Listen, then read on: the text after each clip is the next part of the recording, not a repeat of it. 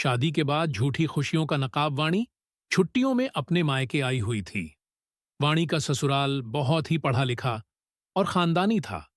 वाणी के दो बेटे भी हैं।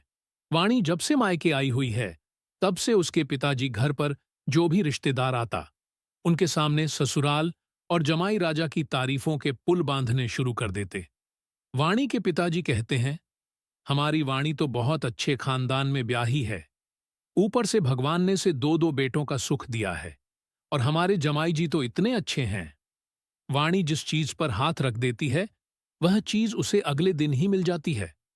वाणी उन्हें जैसा कहती है, वह बिल्कुल वैसा ही करते हैं। कभी भी वाणी ने अपनी ससुराल वालों की हमसे कोई शिकायत नहीं की और ना ही वाणी के ससुराल में पैसों की कोई कमी है, क्योंकि हमारे तो बेटी जवाई दोनों मिलकर कमाते हैं। यह सब बातें वो अपने घर पर उनसे मिलने आए दोस्त को बता रहे थे और उन्हें बहुत गर्व हो रहा था। यह सब बताते हुए तब वाणी के पापा के दोस्त ने कहा, सही कहा आपने भाई जी, आजकल के समय में बेटी को इतना अच्छा घर मिलना किस्मत की बात है।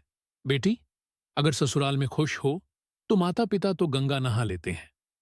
मैं तो यही कामना करता हूं कि वाणी हमेशा अपने ससुराल में खुश रहे।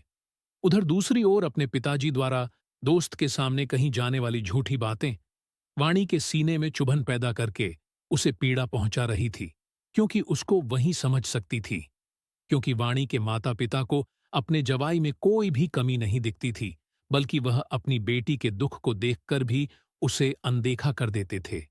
वाणी ने कई बार अपने दुखों को उनके साथ बांटना चाहा, पर वाणी के माता पिता का बस एक ही जवाब होता था, बेटा जवाई जी तेरे पति है, इतने बड़े घर से ताल्लुक रखते हैं।